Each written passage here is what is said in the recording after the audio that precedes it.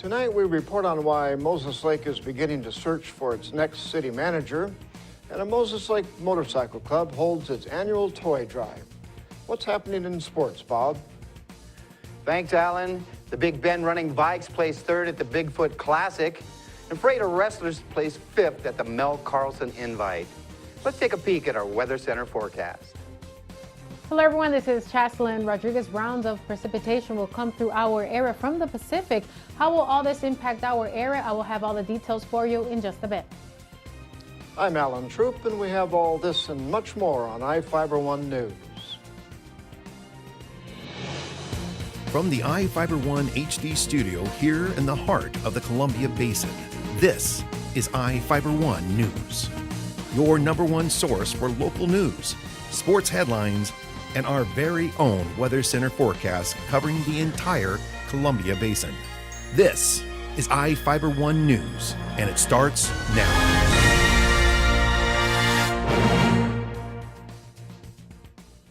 The Moses Lake City Council is starting to look for a new city manager. Councilmember Bill Ekrit raised the issue at a recent city council meeting, saying city manager Joe Gavinsky previously mentioned retiring. Gavinsky said in an interview on Monday that he hasn't given the council a formal date for when he would retire, but that it will be someday. Ekrit said he wanted to involve Gavinsky in the process of finding his replacement, and the council asked the city manager to develop a list of the items the council members should look for in a new city manager. Mayor Dick Dean agreed they needed to start developing criteria, but he wanted to have a discussion with Gavinsky about it. Gavinsky began working for the city as the city's attorney and became the city manager more than 30 years ago. It was a packed day of activities during Soap Lake's annual Winterfest celebration, capped off by the lighting of the downtown Christmas tree. Reporter Jeff Chu joined in on the fun and has the story. It was the biggest day of winter in Soap Lake. Santa came to town to hear the Christmas wishes of all good girls and boys. The Three Little Pigs and the Big Bad Wolf hit the stage at the Maskers Theater, and Columbia Basin artwork decked City Hall. No wonder they call it Winterfest in Soap Lake. After a packed house at Maskers Theater saw a performance of Fairy Tale Christmas, Soap Lake children and parents spilled out onto a newly renovated Main Avenue to see Santa. Volunteer Soap Lake firefighters drove Santa in a fire truck to the Canna and Main gazebo, where he was warmly welcomed by a long line of excited young fans. The Saturday event was sponsored by Soap Lake Chamber of Commerce. The Winterfest Art Show was sponsored by the Art Guild of the Soap Lake area. Notaris Lodge and John's Food donated candy and food and toys that Santa was able to give to the kids. Kathy Lecoq and Tom and Sue Rawls decorated the gazebo.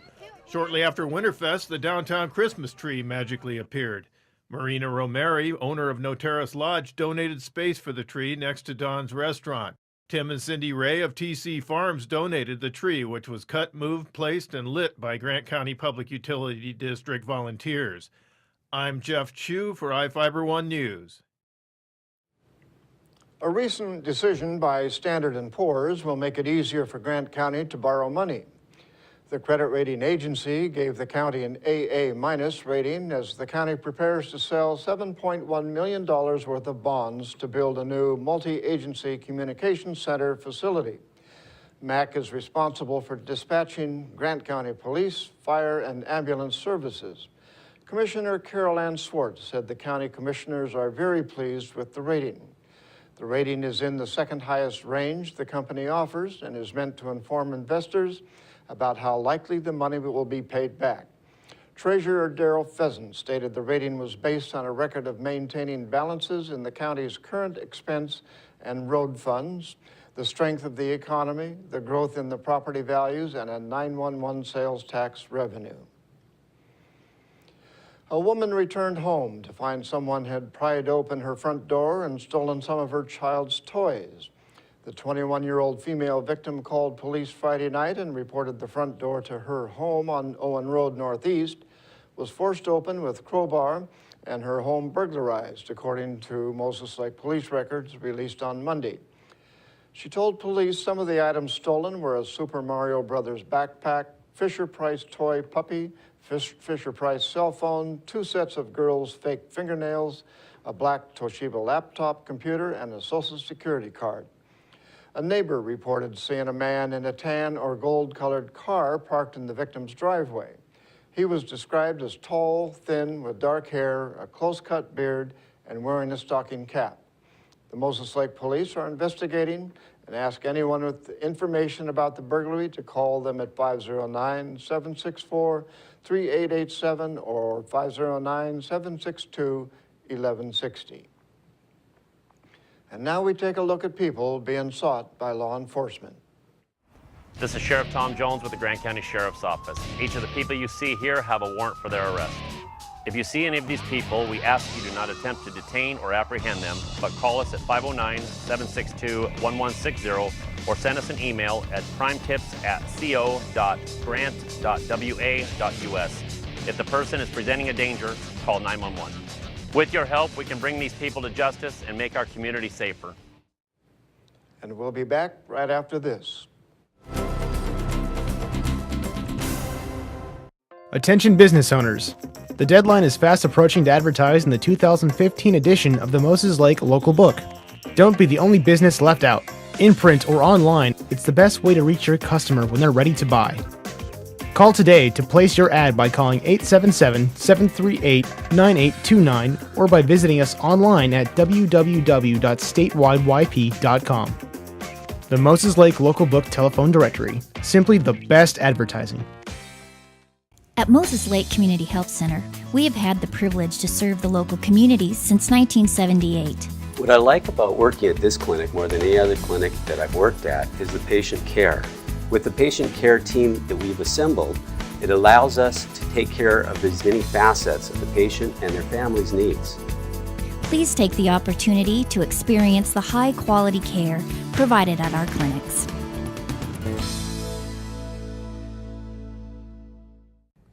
Hi everybody, meteorologist Don Morelli with you here on iFiber Channel 1 News. Weather on this Monday, your forecast, of course, brought to you by Bud Cleary Toyota dealers. Toyota, let's go places.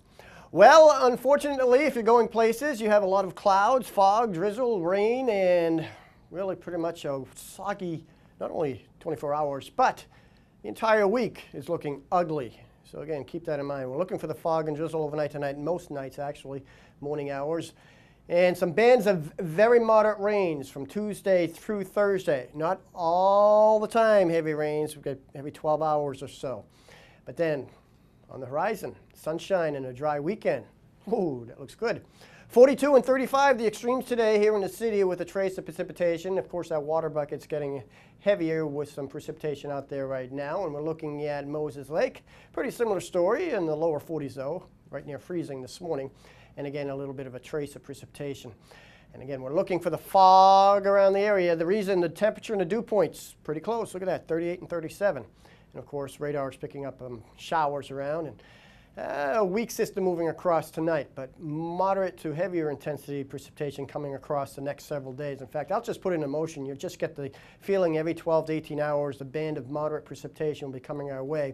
Now again, the travel problems, basically wet roads, hydroplaning. Watch out for areas of fog, especially in the valleys, and of course on the mountaintops, the clouds. Speaking of mountaintops, the snow levels are way up there, so we're not looking for much in the way of any snow troubles. Looking for water troubles. Look at this, significant precipitation amounts from 1 inch into our area, crossing the Cascades, down into the Seattle area, the Puget Sound, 3, 4, 5, 6 inches of rain expected, and that's only through Wednesday. So more specifically for the state forecast, again, mostly cloudy skies area-wide. A few peaks of sun once a band moves on through, but again, I'm worried about the consistent low clouds and fog that might be tough to burn out. One thing you do notice, though, temperatures are above freezing throughout the state. And again, even here in the Columbia Basin, we're looking for mid-40s in some cases. So again, it's liquid, not frozen, which is good for this time of the year. But with time, the precipitation may change to some snow in the mountains because I just want to point this out to you. The snow levels will be dropping as we go through the mid to latter portion of the work week. Now, in our area, will dry out. The mountains might not totally dry out. And look at the weekend, Saturday, Sunday. Look at the temperatures, very nice, seasonal. But again, until at least Thursday, keep the umbrellas handy. It's going to be wet. And watch the mornings. Could be some rather soupy traveling problems with low visibilities. Of course, keep it here. Sports is coming up next. Again, nowhere else to go. You don't need me to tell you that 4 and all-wheel drive time is on its way. But maybe you didn't know your local Toyota dealers are gearing up for the season with special savings on our top-selling 4 and all-wheel drive models. From tough Tundra trucks to our best-selling CUV RAV4 or Venza, the perfect blend of all-wheel drive with safety and style. Plus many others. The bottom line is exceptional 4 or all-wheel drive savings just in time for winter. For full details on these and other savings, visit any of your Inland Empire Toyota dealers. Toyota, let's go places. Searching for that perfect place to settle down? Whether you're looking for an elegant single-story, spacious two-story, or a custom home on acreage, Aho Construction can aid your decision with a streamlined production process that saves time, money, and natural resources. Compare us to other builders and see for yourself what advantages you can get by choosing an Aho home. Our philosophy is that we do things right the first time around. Start planning your dream house today with Aho Construction. Call 509-766-1366.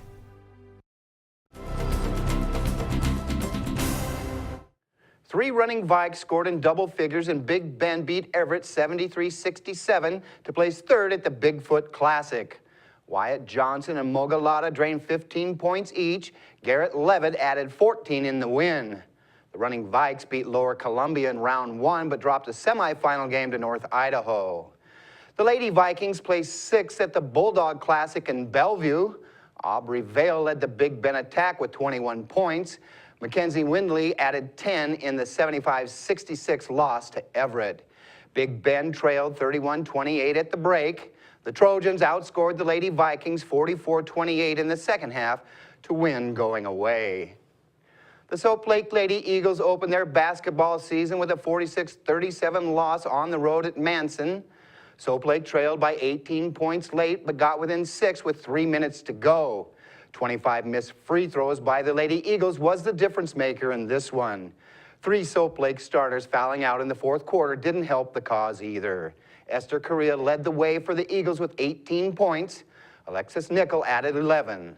The Eagles look for their initial win tonight under first-year head coach Augustine Pedregan when Soap Lake hosts Orville.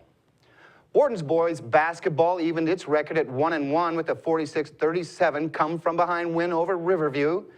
The Panthers sank their first 7 shots to jump out to an 18-3 lead. Wharton trailed by 10 at the break. The Cougars went on a 20-9 second half run and then played shutdown defense to win it. Junior Delgado led the Wharton attack with 12 points. Pedro Gonzalez hit for 11, and Jesus Ibarra finished with 10 points and 10 boards. The Freda Wrestlers placed 5th at the Mel Carlson Invite at West Valley High School. The Tigers were led by Jamel Bell, who took first at 132. Julian Adone was the top grappler at 160. Drew Anderson took second at 170 pounds. Quincy took third at the Bob Mars Wrestling Invite in Kennewick.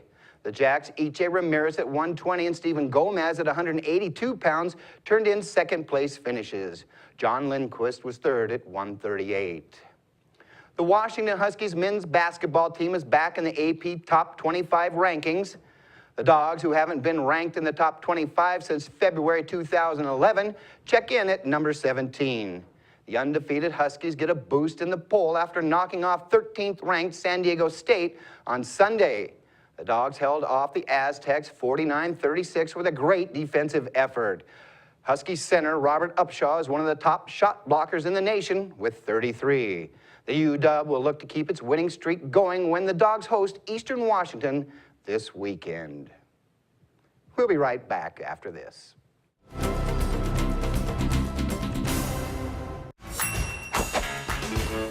Just when I thought the blizzard couldn't get any better, DQ put the blizzard inside a waffle cone.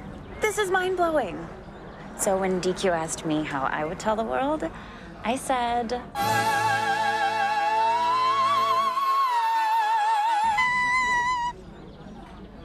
Sounds better in Italian. Pretty impressive, Liz. Any blizzard, like confetti cake, now in a fresh baked waffle cone. This is fan food, not fast food. Bud Clary Ford Honda is proud to be an automotive leader in our area. Since opening our doors over 54 years ago, we have kept a firm commitment to our customers. We offer a wide selection of vehicles and hope to make the car buying experience as quick and hassle-free as possible. You can trust that we will get you into the car or truck of your dreams. Bud Cleary has an experienced and reliable service and parts department that is open extra hours to help fit our customers' hectic schedules. Come for a test drive today at 1200 South Pioneer Way. We are a proud supporter of Columbia Basin Athletics.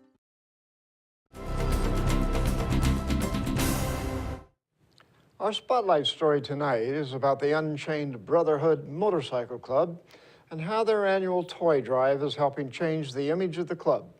Reporter Jeff Chu has that story.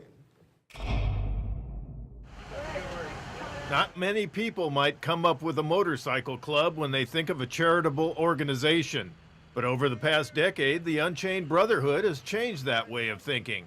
Each holiday season, you'll see tough-looking bikers such as Redwood, Twitch, and Robbie D on Stratford Road approaching motorists for donations that go toward toys for needy kids. Zane Peterson, also known as Redwood, is president of the Unchained Brotherhood Motorcycle Club chapter in Moses Lake. Other chapters exist in Spokane, Tacoma, and Everett. Peterson explained why the club raises money to buy toys for needy children and why club members feel an obligation to do it. During our past that weren't all that fantastic, we took a lot from the community and from other people as well. What we're doing here is giving back to the community as much as we possibly can. We do this entirely for the kids here locally. All the proceeds go to the local food bank ran by Penny Archer, and she works with us amazingly. Peterson delved deeper into club members' past history and how they want to change that. Our pasts were an active drug addiction. Now that we have gotten into recovery, we need to give back to the communities, to our community, because we didn't do as good of things as what we should have. Peterson explained how the Unchained Brotherhood's toy drive works. We are collecting donations, both gently used toys, cash donations as well, and well, whenever we count up all the money, we'll go ahead and we'll schedule a little deal over at a local store here and just clean out the entire toy section, essentially. And right after that, we get donated all to the food bank. Chris Brocky, club secretary, said families who have received help from the club in the past are now returning to donate money and toys themselves. Most of it's through the food bank. We also have some families that come to us and ask us personally for help. We do that as well. Robert Dietrich, also known as Robbie D, recalled how the club's toy drive began. We saw a need in the community from being that some of the arenas that we're involved in, saw a need to help children that were struggling and parents that didn't have the means to help the children during the Christmas season. The club returns to Stratford Road this Saturday, staged in the parking lot fronting Penhalleric's True Value Hardware store. And yes, you still can get a photo of you and your child on a shiny Harley-Davidson motorcycle with Santa. Peterson says he can deeply relate to the children that the Unchained Brotherhood helps each holiday season. I was that kid that didn't have anything for Christmas. I'm Jeff Chu for iFiber One News. We'll be right back after this. As the summer has quickly approached, we all enjoy the family barbecue and kids playing in the sprinkler. However, many drivers are distracted and are seldom focusing on what's important while driving. It could be the random phone call, adjusting your stereo, or the lip gloss check in the mirror. Here at Farmers Insurance, we make sure you understand what coverages fit your needs. The more you know, the better you can plan. My name is Cheryl Kono, and I'm your local Farmers Insurance agent. We are farmers. Are your kids rough on your furniture? Things looking a little run down? Then come to More Furniture in Ephrata and we can help get things back in order. We have all the top name brands made with strong quality support, including Sealy Posturepedic mattresses. Because whatever you do in bed, Sealy supports it. The next time your furniture is in need of some replacing, stop into More Furniture in Ephrata, locally owned and trusted for over 100 years.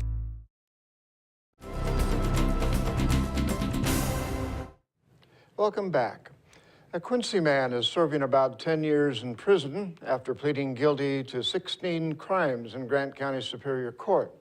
Juan Blancas, a 30-year-old man, pleaded guilty to numerous crimes, including burglary, theft, malicious mischief, violating a court order, theft of a firearm, and assault.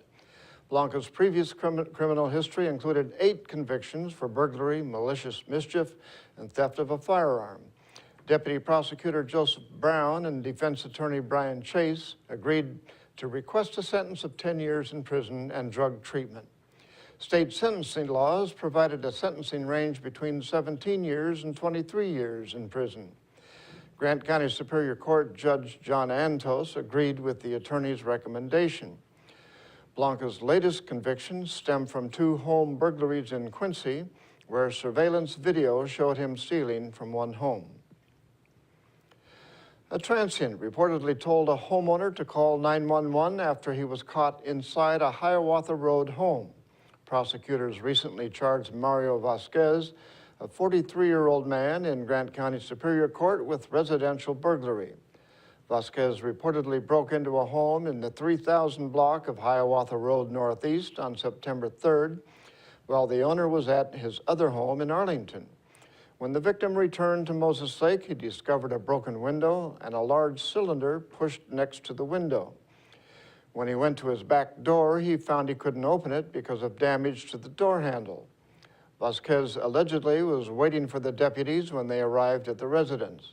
He reportedly told police he was cold and hungry and was sorry for breaking into the home. Vasquez reportedly stole a pack of hot dogs, a can of chili, and 2 candy bars when he was at the residence.